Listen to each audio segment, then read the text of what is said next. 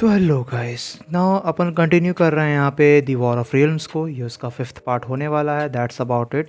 In case तुम में से किसी ने भी प्रीवियस कोई पार्ट मिस कर दिया है तो हमेशा की तरह डिस्क्रिप्शन में तुमको प्लेलिस्ट का लिंक मिल जाएगा। Go and check it out. Now we open up with Daredevil and Thor, जहाँ बेसिकली डेयरडेविल थॉर को बता रहा होता है हमेशा से मेरी ग्रेटेस्ट पावर यही रही है कि मैं स्क्रीम्स को सुन सकता हूँ। अगर कोई न्यूयॉर्क में चिल्लाता है then there is a good chance कि मैं उसे ढूंढ के उसे बचा सकूँ। बट जब से मैंने हिमडाल की तलवार उठाई है I am able to see and hear everything. मैं इस वक्त उन 7 बिलियन पीपल ऑन अर्थ की जो है चीखें सुन सकता हूँ। और इसी पे थॉर कहता है देन हमें यहाँ पे अपना टाइम वेस्ट नहीं करना चाहिए, हमें मिडगार्ड वापस जाना चाहिए। बट डेयरडेविल थॉर से कहता है बट वो चीखों को भी हमें नज़रअंदाज करना होगा because we have a bigger problem hair.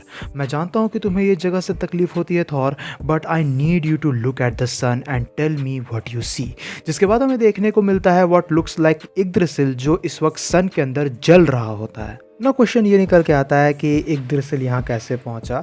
तो वेल हमें ये पता चलता है कि एसगार्ड के अंदर एक पर्टिकुलर सिटी में एक यग्द्रसिल का सीड मौजूद था जो वहाँ ग्रो हो रहा था। And when that city was destroyed in the sun, जो सीड था वो ऑब्वियसली उस सिटी के साथ डिस्ट्रॉय नहीं हो पाया because it was too powerful and instead it has taken root in fire. जिसके वजह से ही फिर डेयरडेविल थॉर से कहता है गॉड ऑफ थंडर तुम्हें चीज़ों के जवाब चाहिए है ना।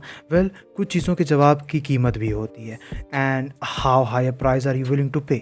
जिसके बाद बेसिकली थॉर क्या करता है कि वो अपने एक्स वो अपने यॉर्नबॉर्न को डेयरडेविल को देता है and he went into the sun ताकि वो यग्द्रसिल को वो इस वर्ल्ड ट्री को ग्रो होने से रोक सके ऑब्वियसली। जिसके बाद वो डेयरडेविल से कहता है कि इस बार मैं चाहूँगा कि तुम मेरी चीखों को इग्नोर करो। And then we switch back to Earth, जहाँ हमें देखने को मिलता है कि कुछ टाइम पहले जब थॉर वहाँ सन पे पहुँचा था उससे कुछ टाइम पहले हमें अर्थ का सिचुएशन देखने को मिलता है where things are getting more and more brutal, जहाँ Dora Milaje, Sif, Black Panther ये सभी कैरेक्टर्स बेसिकली अपना बेस्ट ट्राई कर रहे होते हैं to hold against the angels of heaven. साथ ही साथ हमें देखने को मिलता है कि पनिशर जो है वो लाइट एल्व्स की आर्मीज़ को लीड कर रहा होता है against the angels and it is pretty dope, क्योंकि हमें देखने को मिलता है कि किस तरीके से जो एक कह सकते हो कि लाइट एल्व्स हैं वो फायर आर्म्स का यूज़ कर रहे होते हैं, गन्स का यूज़ कर रहे होते हैं। So it's pretty dope. साथ ही साथ हमें ये भी देखने को मिलता है कि किस तरीके से डॉक्टर स्ट्रेंज और Balder the brave team up करते हैं basically to fight against the army of Malekith, the monsters of Cinder. और हमें देखने को मिलता है कि Balder the brave basically Ghost Rider की कार में मौजूद है। But among all that we see कि जो हमें स्पाइडर्स देखने को मिले थे जो निफलहाइम से जिन्हें घोस्ट राइडर लेके आया था, they have actually found themselves a new lord and it's none other than our Spiderman. So that's actually pretty cool to.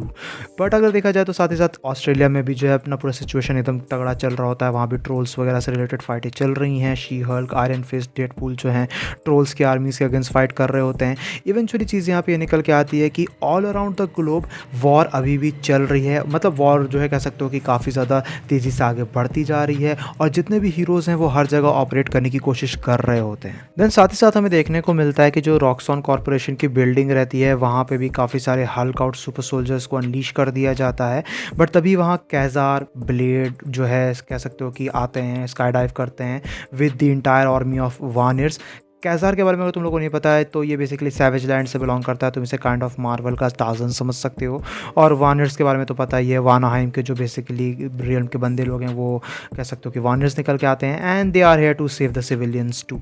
जिसके साथ साथ हमें ये भी देखने को मिलता है, ये चीज़ रिवील होती है कि जो डारियो एगर बंदा था जो बेसिकली रॉक्सॉन को कंट्रोल कर रहा था वो एक्चुअली में मिनोटॉर निकल के आता है and he also started fighting against Roz and Jane Foster, but they are giving him a pretty good fight. जिसके साथ साथ हमें शंघाई के अंदर भी कह सकते हो कि चीज़ें काफ़ी ज़्यादा इंटेंस देखने को मिलती है। वहाँ बेसिकली फायर जायंट्स के फोर्सेस भी बेसिकली फाइट कर रहे होते हैं अपने हीरोज से। वहाँ Captain Marvel, Wolverine, Shang Chi, the warriors 3 मौजूद हैं and it's a massacre there. जिसके साथ साथ मैनहट्टन के अंदर भी सिचुएशन हमें काफ़ी ज़्यादा सीरियस देखने को मिलती है। वहाँ आयरन मैन तो मौजूद है ही, लेकिन साथ ही साथ उसने जितने भी ड्वार्फ्स उसके साथ थे उन्हें उसने वॉर मशीन के आर्मर दे दिए हैं। So that's pretty dope. और जो अपनी फैंटास्टिक 4 है वो भी लॉफी के साथ, फ्रॉस्ट जायंट्स के किंग के साथ फाइट कर रही होती है। सो ओवरऑल वॉर काफ़ी ज़्यादा सीरियसली चल रही है, काफ़ी तगड़ी चल रही है और अराउंड द ग्लोब। मीनवाइल हमें देखने को मिलता है कि लंदन में captain America, captain Britain basically dark elves के अगेंस्ट होल्ड अप करने की कोशिश कर रहे होते हैं। वहाँ डिस्ट्रॉयर, आर्मर और कर्स की भी फाइट चल रही है और इन्हीं सब के बीच में फिर फाइनली थॉर की एंट्री होती है, जो कह सकते हो कि all around the globe basically अपने अपोनेंट्स को स्पीड ब्लिट्स करते हुए जाता है while making a storm as huge as a real mid self. But ये सभी चीज़ें अर्लियर हो रही होती है क्योंकि हमें पता है कि प्रेजेंट में थॉर अभी सन में मौजूद है। And then we get back to the present, जहाँ हमें देखने को मिलता है कि जेन बेसिकली एसगार्ड आती है और हीमडाल उससे कहता है कि मैं एक जलते हुए गॉड के फ्लैश को सूंघ सकता हूँ, मैं उसकी चीखें सुन सकता हूँ। और उस जेन को समझ में आ जाता है कि वो थॉर की बात कर रहा है, जिस पे वो कहती भी है कि थॉर इस वक्त सन में आंसर्स ढूंढ रहा है, जवाब ढूंढ रहा है, but I won't let him search alone. जिस पे हीमडाल कहता भी है कि जेन को खुद को ज़्यादा पुश नहीं करना चाहिए, she has already fought hard enough. But तभी जेन उससे रिप्लाई करती है, क्या तुम्हें पता है कि कौन अपनी आखिरी सांस तक लड़ा था? ब्रूनहिल्ड। शी सेव्ड माई लाइफ हिमडाल, और वो मारी गई और मैं किसी और को ऐसे मरने नहीं दूंगी। And then she eventually came across what looks like a broken enchanted war hammer, and I think you guys know what there is going to be. Then we finally see Thor, जो basically currently sun के अंदर है और वो basically चिल्ला रहा होता है, उसकी बॉडी जल रही होती है, but he has to stop the roots of the world tree, right. और इसी वजह से वो कह सकते हो कि अपना पूरा ट्राई कर रहा होता है कि वो वर्ल्ड ट्री के रूट्स को स्प्रेड होने से रोक सके।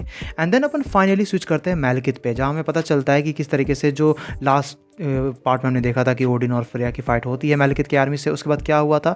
वेल बेसिकली मैलकिथ ओडिन और फ्रेया को उसी जगह लेके आ जाता है जहाँ उसने वेनम को पहले लेके आया था, और उस जगह को वो स्टोनहेंज नाम देता है, जहाँ ओडिन बेसिकली मैलकिथ को प्रोवोक करने की कोशिश तो करता है, but Malekith start torturing both of them, और वो चिल्लाता है, थॉर मैं कसम खाता हूँ तुम्हारे फादर के ब्लड के ऊपर कि इस वॉर का आखिरी चैप्टर मैं तुम्हारे साथ ही लिखूंगा।